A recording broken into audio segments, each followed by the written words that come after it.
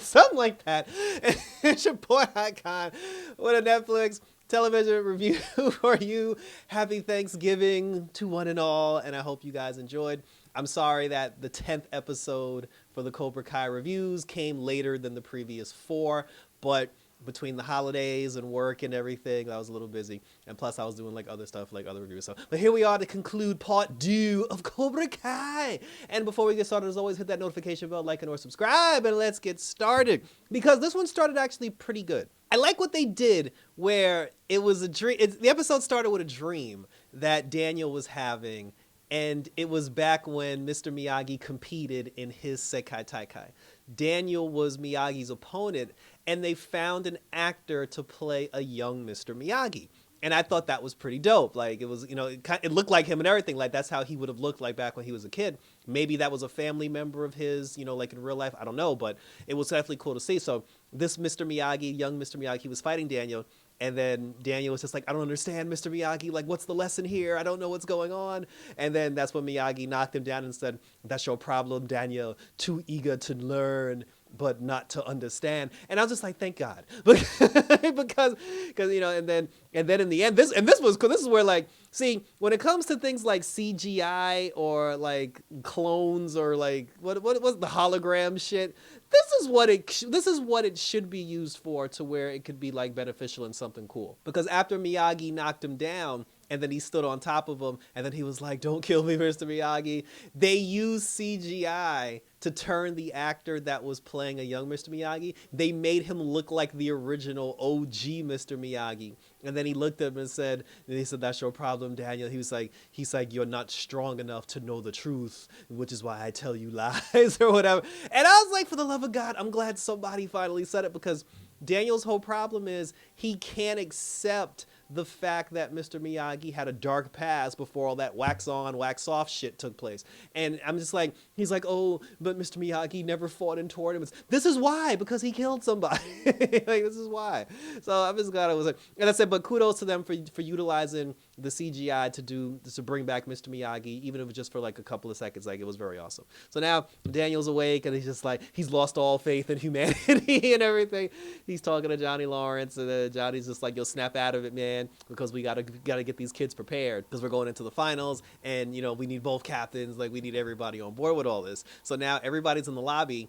Robbie was talking to Tori. They had their little conversation. Tori and the entire Cobra Kai was feeling the disgrace of losing to Miyagi-Do, and they were all getting ready to go home.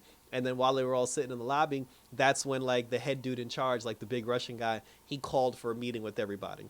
Sensei Kreese was going to try to kill Terry Silver. It didn't work. And then they all go downstairs, and then come to find out, they said that the Russian karate school, I believe it was the Russian karate school, one of their students tested positive, or a bunch of their students tested positive for performance enhancement drugs, aka steroids. And they said that because they cheated, they've been eliminated from the Sekai Taikai. The sensei obviously got upset, and he was just like, you can't do this. And then the dude even told him, he said, be glad that I didn't ban your dojo for life from the Sekai Taikai, because at least now you can come back from this. Like, you can get your shit together, you can come back. So he said, but we have to disqualify you. And then he said that the team that's going to be taking their place in the finals is going to be the team that had the next highest point total right under them. And as soon as he said that, Devin did the math real quick, and she was like, ah, shit. They were just like, they said taking the Russian team's place will be Cobra Kai. And everybody was just like, Jesus Christ. Like, you know how they say Cobra Kai never dies? Like, yeah, it was like, this was the moment where everyone believed that, because they're just like, these motherfuckers don't go away. So, but they was like, Cobra Kai is back. And they said that Robbie in the finals, because the finals is only supposed to be captain versus captain, Robbie was supposed to fight the big, you know, like Russian dude or whatever, the one that like Sam. Quan was supposed to fight like some Mexican guy or whatever. Sahara was going to fight the other Mexican girl, which means Tori Nichols has to fight Sam one more time. And we never had a chance to actually see the fight, but they were just, everybody was rolling their eyes at that shit. He was just like, so now we got to see Sam versus Tori for like the 1 billionth time, because until Devin came along, they were the only two girls on the show. So, you know, so that was the final four. So now, like, we're all set, like, we're getting ready to go. Everybody's upset because now we got to deal with Cobra Kai one more time. And then, you know, like, now we're in the midst of doing all that. they need to train, they need to prepare. Sam finally told Miguel about the whole thing with the Russian kid liking her because the guy was like burning a hole through Miguel's face the entire time. And Miguel was like, yo, what is this boy's problem? And then Sam finally had to come clean and she said, listen, like, I was talking to him while you were gone. He got the wrong idea. He tried to kiss me. Like I pushed him away. She's like, nothing happened. And then, she said, but I squashed it. He's like, clearly you didn't. He's like, clearly you didn't because I could feel like his eyes like burning in my back. And then Sahara walked over to Nichols, and then she was like, I'm going to kick your ass, Nichols. And so now, like, it's this whole big thing. So everybody got beef. Like, there's beef upon beef upon beef. But now we have to train. Daniel and Johnny got into it a little bit because Daniel was doing the woe is me, Mr. Miyagi. And then Johnny was like, stop being a pussy. I can get over this shit. But Johnny was also upset because he was like, yo, Kreese is back in the fold. Kreese is back in the final. He's like, I can't get rid of this guy. And then the two of them kind of like had words with each other. They pushed each other. And then Miguel broke that up. And then he was just like, look, the two of you came together and trained some loser nerd kids into one of the badass, dojos like all across the valley. And that wasn't your senseis that did that. That was you like taking these kids off the street and turning them into something. So then they was just like, all right, fine, let's get the eye of the tiger. They had Robbie and Sam go through some vigorous training, like training all over Barcelona and everything to prepare them for the Sekai Taikai. So now we're here. The day has finally come. It's tournament time. And then there was even a moment where Miss Kim, Sensei Kim, she walked over to Nichols because Nichols, she wasn't really doing too well, like in her training. Like you can tell like she was off and like her emotions were all distraught. And at this point, I don't understand what she's upset about because is she still bothered over the fact that Robbie had sex with, because I thought she was kind of over that at this point, but or is she just conflicted that she has to fight Sam because Sam is her friend? Because even Kreese was like, you have no friends, this is war. Like, I need you to snap out of it. It was just like, I don't know. There was so many things going on in her mind. I don't know what her exact issue was. It's like, she's still thinking about her mom, like what, maybe it was everything wrapped up into one, who knows? Sensei Kim walked over to her. She was like, focus, Nichols. That's like her favorite line. She's like, focus, Nichols. But then Nichols, like, Tori, she came to her straight up and she said, woman to woman, she said, like, you're the best I've ever seen, like, like on the mat. She said, in order for you to become the person that you are, in order for you to obtain this success, to become this good, you had to sacrifice so many things. You had to sacrifice relationships. You had to sacrifice family. You had to sacrifice having a life outside of karate. She said, all I want to know is it all worth it? Was it worth it to be considered the very best? And then she was like, you goddamn right it is. And she walked away. So now they're getting ready to fight. In the first match, Quan beat the Mexican kid pretty quickly. Sahara beat her Mexican kid pretty quickly, which means the Mexican karate school really sucks. And then it came down to Robbie versus the Russian dude.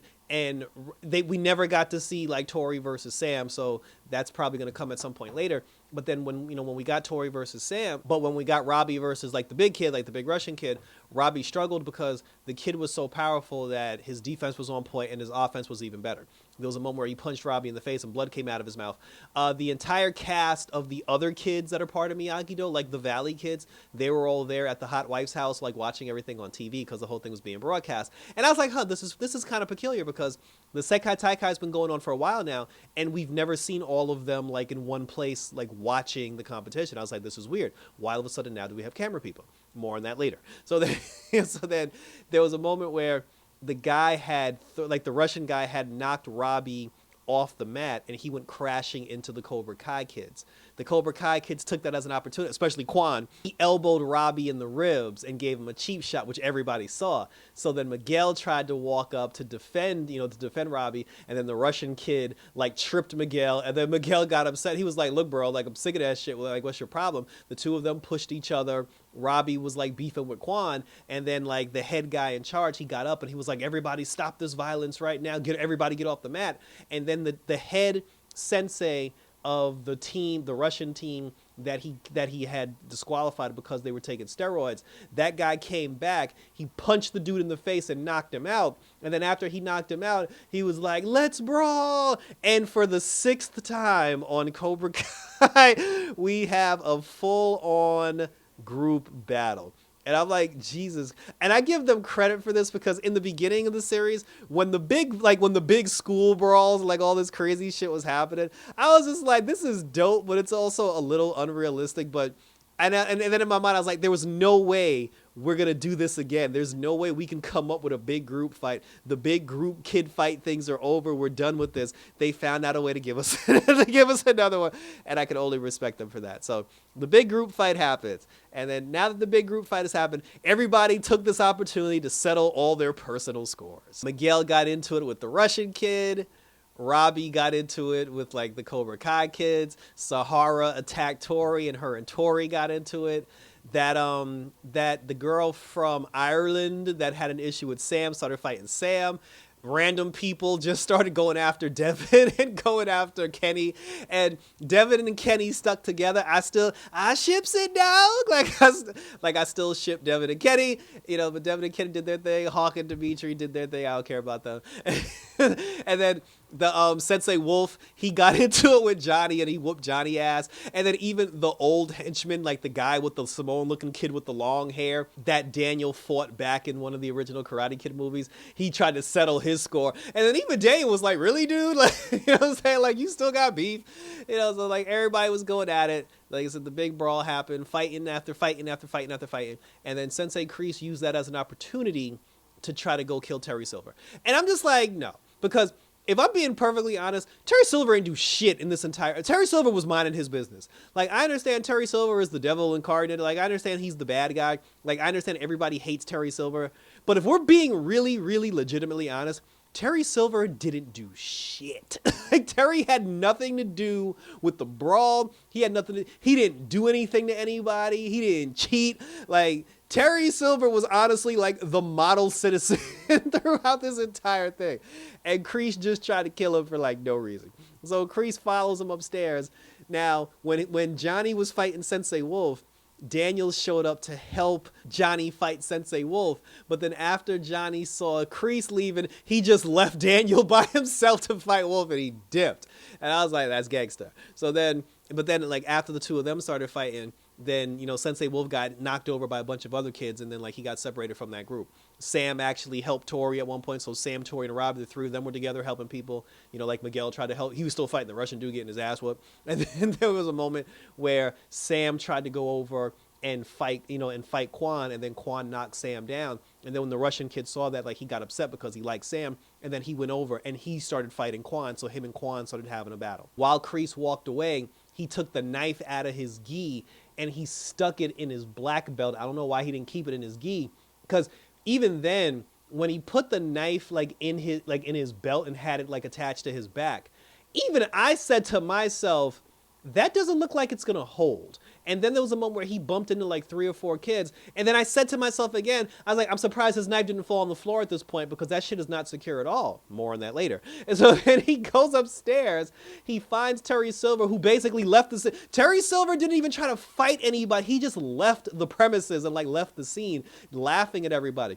There was even a moment where Chosen and Sensei Kim teamed up, like where she was about to have a 2-on-1 against like the Russian steroid people. And then Chosen came and saved her. And then she was like, oh, she's like, my hero, is this another mistake? And I was like, bitch, you still talking about this? And then Chosen was like, no mistake, only the heat of battle. And then the two of them fought together. And like Sensei Kim, like she bust that ass, like I ain't gonna lie. Kreese goes upstairs, he sees Terry Silver. Terry Silver finally does something, because now Kreese and Silver are fighting. They kept the lights very dim because both of them are old and their fighting probably doesn't look that good in like well-lit lighting situations. And then after Terry Silver basically whooped that ass on Sensei Kreese, Johnny came out of nowhere to save Kreese. And then even Terry Silver was like, why? He was like, why are you here protecting Kreese? And then he was like, he said, Terry Silver, you son of a bitch, I actually owe you an ass kicking. And then he was like, bring it on, pretty boy. And then the two of them started fighting. And Johnny was actually getting the better of Terry Silver for the most part, but the fight didn't finish. A lot of the fights didn't finish. Like even Tori knocked down Sahara like one time. Sahara had knocked her down like once or twice, but they never actually finished that battle either. Like these fights like never finished. The only people that actually knocked out their people was like Devin and Kenny. But then while Quan was fighting the Russian kid, again, because this kid is like, he's like the unstoppable wall, like he has the greatest defense and he has like the strongest offense, he basically busts Quan's ass. And because Quan has no discipline and he's emotionally unstable, he couldn't handle the fact that he was getting beat by somebody and getting embarrassed. So then when the Russian kid knocked him into the cameras, Quan was on the floor and he was yelling. He was just like, ah! And then I guess the camera was like dead on him, and the camera caught him picking up the knife because he saw the knife on the floor and he picked up the knife because it fell out of Kreese's belt. Daniel saw him picking up the knife. And when Daniel saw him picking up the knife, Daniel immediately knew what was about to happen and he tried to stop it.